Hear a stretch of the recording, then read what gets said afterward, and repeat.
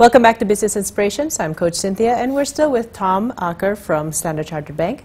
And now, I'd like to invite you to share to an audience of local Indonesians at various levels in their career.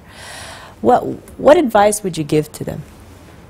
Well, the first thing that I would look for as we try and attract new, ambitious, young Indonesians, experienced Indonesians into the bank, would be to develop your career by two dimensions.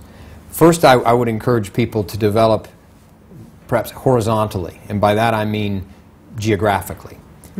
My own case is an example. I've worked in 6 different countries around the world, and I think that's given me a lot of variety in different cultures that I can draw from as I'm managing in new environments. And maybe it isn't geographic experience as much as it is just a wide variety of different kinds of jobs. Perhaps working in marketing, and then in finance, and then in HR, and then in risk, as far as banking goes. And having a broad breadth of talents in different environments, in different geographies if possible. So that's one dynamic to develop, is the horizontal breadth of one's career. The other dynamic is the opposite. It's more of a vertical depth. And by that, I would encourage people to develop an expertise in something, and to be the very best you could possibly find in that particular field, whether it's an expertise in debt capital markets, in banking, where you're the best in Indonesia, and you've got the experience of doing the most deals, the most complex deals, of that one particular expertise. And so I think for the young Indonesians out there that are trying to decide, how do I develop a career to become the CEO of Standard Chartered Indonesia one day, I would encourage you to develop both a broad career and a deep expertise at the same time. And then you'll have a package to offer an international bank like us, which is very, very attractive. What about for the older people who has been in their career but hasn't really reached that top? I think you can never stop learning, and I would encourage people at all stages in their career to continue to develop new skills and new sets of knowledge. I think if anybody gets stale doing the same thing year after year after year, it's a real shame. And people's motivation levels will go down, their productivity go down. So I would encourage somebody that's at that stage in their career to have a hard look inside and think about taking a chance and doing a different job or developing a new skill. And that takes some confidence, some courage, because that's often very difficult to risk the familiar for something new. But that's how you're going to break through to the next level, and that's going to catch the attention from a bank like Standard Chartered Bank, is someone that has the courage and confidence to take a chance with their career, and not just to follow the easy path. Do you believe that the whole notion of a glass ceiling truly exists?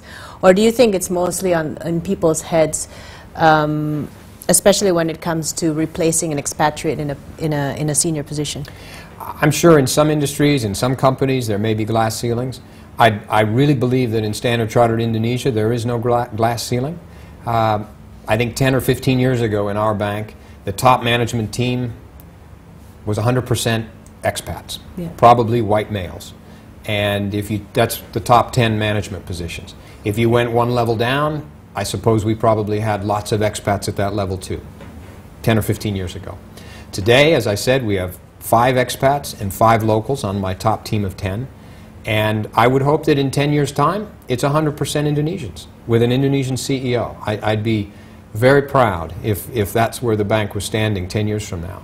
And so to get from here to there, we couldn't have a glass ceiling. It wouldn't work.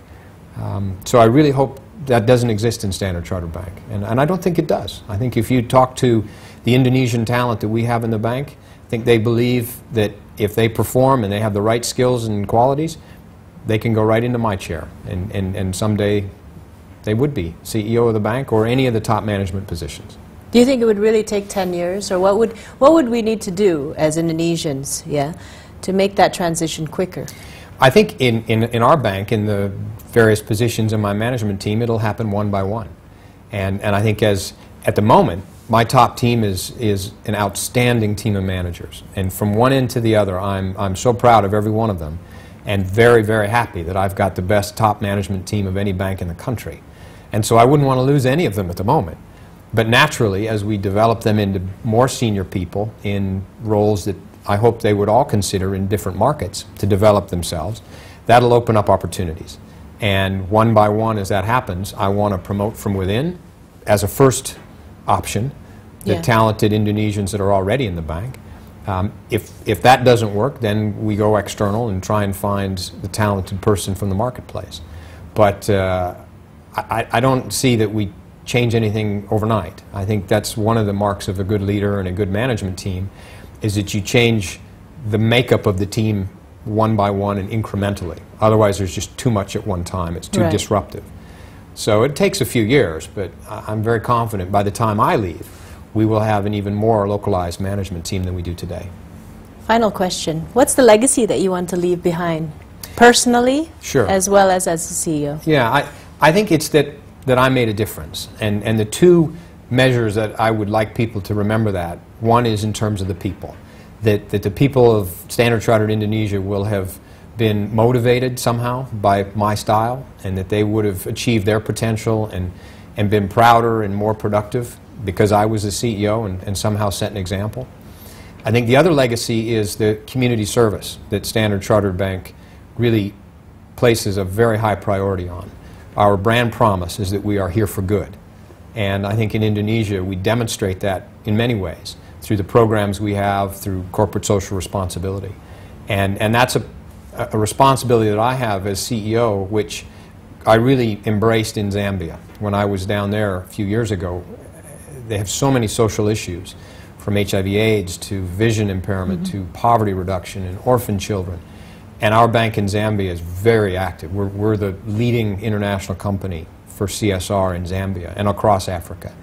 And I want us to be known as that in Indonesia too. And part of my legacy that I led some of those efforts and enabled the bank to make a real difference in some of those sectors of the community that need help. Right. Well, it's such a short show. Do you know that? Yeah. There's so much. There's so much to cover, and thank you so much for being on the show. And if I could just sum up, what I get from this conversation is, it's about the initial mindset that you come in with to judge people as guilty before proven innocent, or as you choose to do it, is to trust them, to give them the benefit of the doubt, and to lead by the example. And you follow the advice of your Indonesian advisors, and you trust them for knowing the local expertise. And in your advice to younger people as well as older people who are still in their career, I find that's very interesting, to start first with the horizontal exposure and then go vertical and create your specialties. No point being jack of all trades, master of none as well. Yeah, and I'm inspired by the legacy that you want to leave behind, and I'm also inspired by the way you have lived that, at least in the short time that I've known you. And I can see that, and I can see that in your team, and they are inspired by that too. So thank you so much for making already a difference in Indonesia, and hope for more to come. Yeah. Thank you. I enjoyed this very much. Okay, so join us next time, viewers, for the next session of Business Inspirations. Many more to come, many more great inspirations from great people. Thank you.